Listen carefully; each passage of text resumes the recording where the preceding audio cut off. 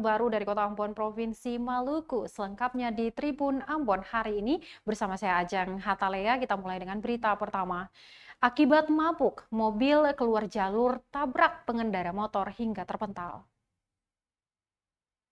Kecelakaan lalu lintas terjadi di Jalan Kapten Pierretandean, Desa Halong, Kecamatan Baguala, Kota Ambon pada Senin 30 Oktober 2023 malam. Tabrakan tersebut terjadi sekitar pukul 23.50 waktu Indonesia Timur saat pengemudi kendaraan roda 4 yakni mobil Calya dengan nomor polisi DE 1877 AH Mario Kaihatu melaju dengan kecepatan tinggi dari arah kota. Lantaran dalam kondisi pengaruh minuman alkohol, Kaihatu melewati marka jalan hingga menabrak kendaraan roda 2 dari arah berlawanan. Pengendara roda 2 Ihwan Imran yang saat itu tengah berboncengan dengan Lilis Kurniawati bin Umar tak sempat menghindari tabrakan tersebut. Akhirnya mereka berdua terpental hingga ke trotoar. Hal itu dibenarkan Kasih Humas Polresta Pulau Ambon dan Pulau-Pulau Lease Ibda Cenete Luhukai dalam keterangannya yang diterima tribunambon.com pada Selasa 31 Oktober 2023. Luhukai membenarkan bahwa pengemudi mobil dalam kondisi mabuk. Dalam kondisi mabuk itu dikatakan kedua korban tabrakan yakni Ihwan dan Lilis mengalami luka atas kejadian tersebut. Mereka kini tengah dirawat di Rumah Sakit Bayangkara.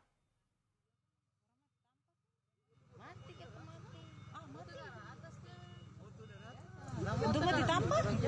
Bapak Kiki itu mati tampar? Mati tampar? Motor bawah. Motor bawah. Motor bawah. Langsung bawa.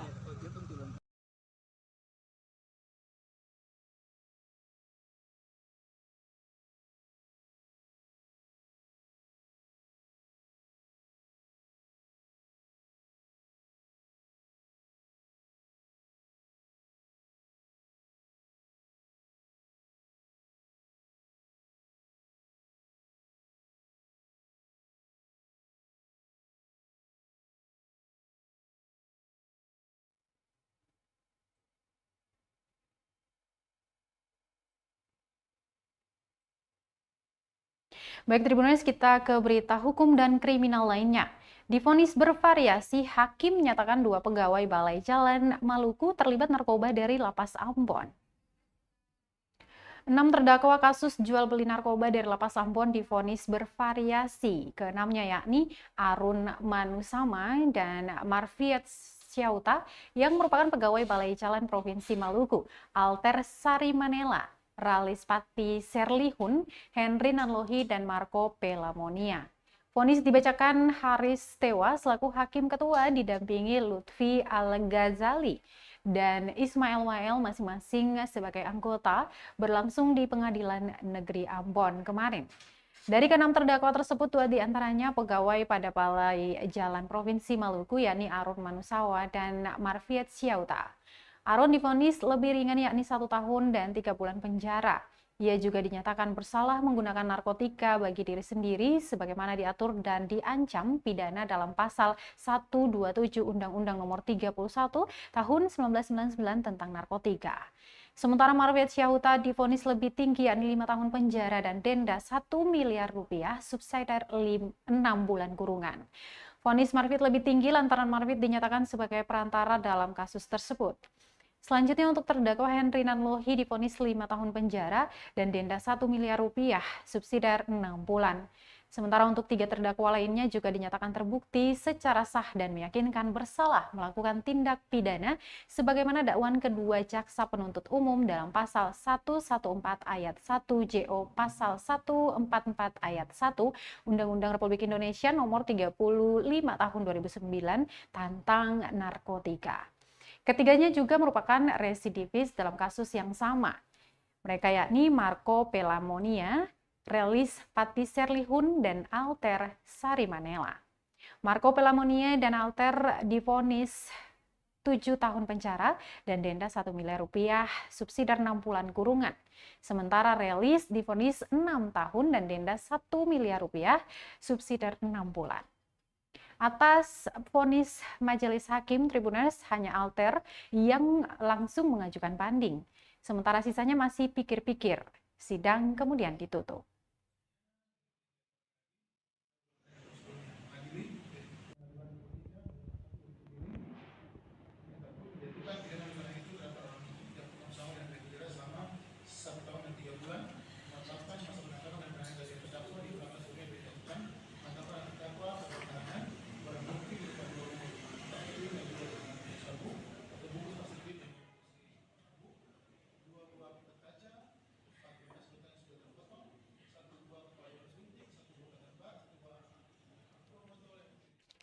Baik, kita ke daerah lain, Tribuners. Jasmono resmi dilantik jadi penjabat, maksud kami Bupati Malra, sementara Renuat pimpin Kota Tual. Kepala Inspektoral Provinsi Maluku Jasmono resmi dilantik sebagai penjabat Bupati Maluku Tenggara pada Selasa 31 Oktober 2023. Selain Jasmono, Sekretaris Daerah Kota Tual Ahmad Yani Renuat juga resmi jabat penjabat Wali Kota Tual. Keduanya dilantik oleh Gubernur Maluku Murad Ismail di lantai 7 kantor Gubernur Provinsi Maluku Kota Ambon.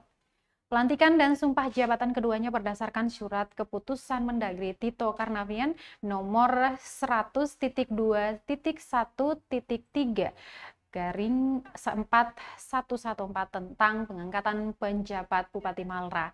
Sedangkan pengangkatan penjabat Wali Kota Tual berdasarkan surat keputusan Mendagri nomor 100.2.34115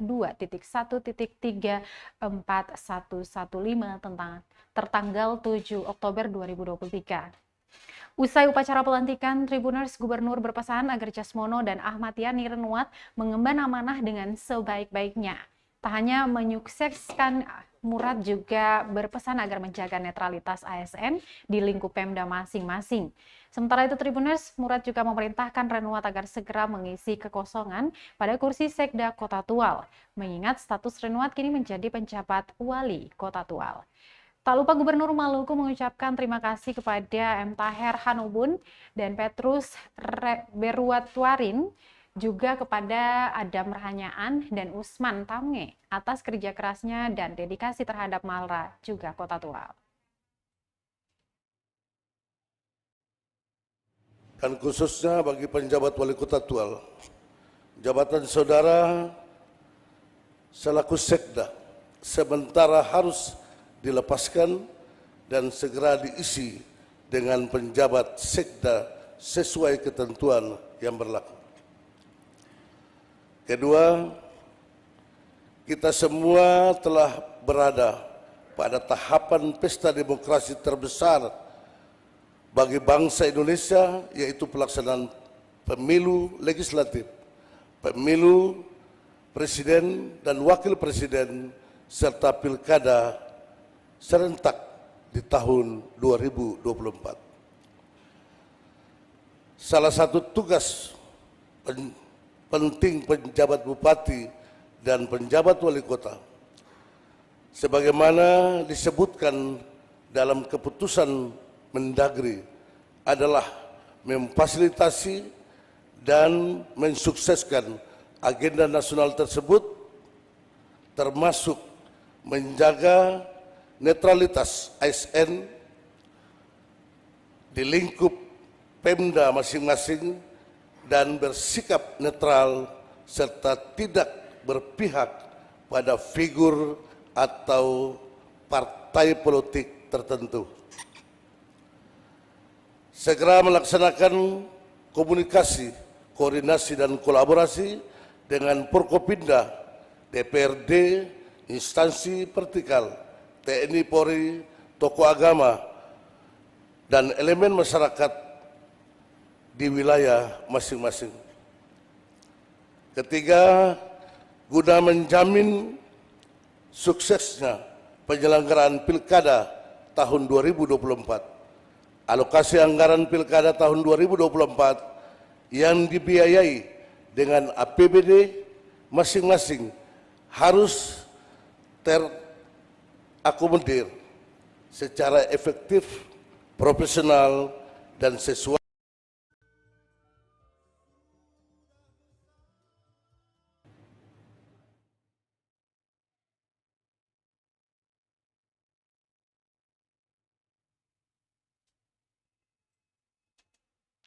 Soal retribusi pelelangan ikan, Tribuners Podewin Watimena sebut nelayan berkontribusi tingkatkan PAD Kota Ambon.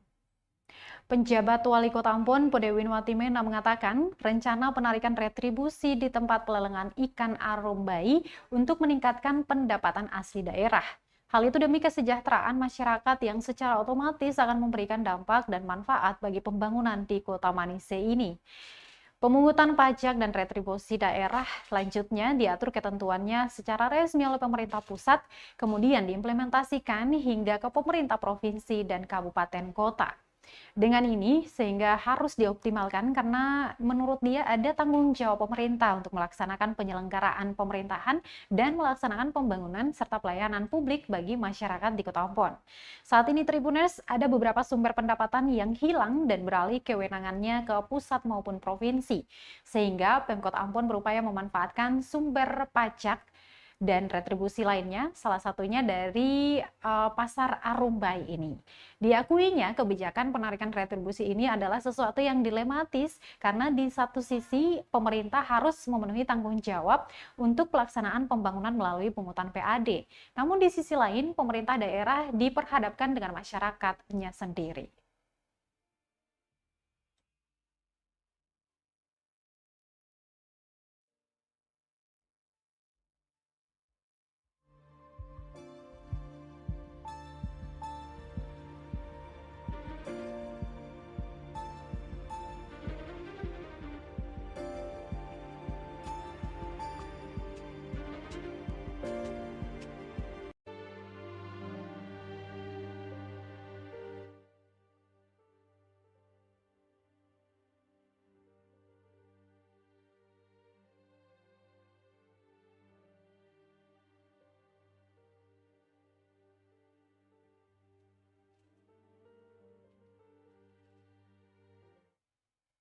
Baik, Tribuners, kita beralih ke berita kepemiluan. Bawaslu Maluku ingatkan hukuman 3 tahun penjara bagi ASN yang tak netral di masa kampanye pemilu 2024. Ketua Badan Pengawas Pemilu Provinsi Maluku, Subair, ingatkan aparatur sipil negara atau ASN untuk berlaku netral ketika masa kampanye pemilu 2024 berlangsung.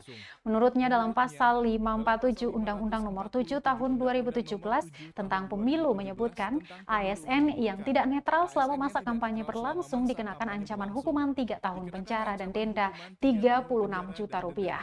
Menurutnya, Bawaslu diberi kewenangan untuk mengawasi dan menindaklanjuti setiap pelanggaran yang ditemukan dalam masa kampanye.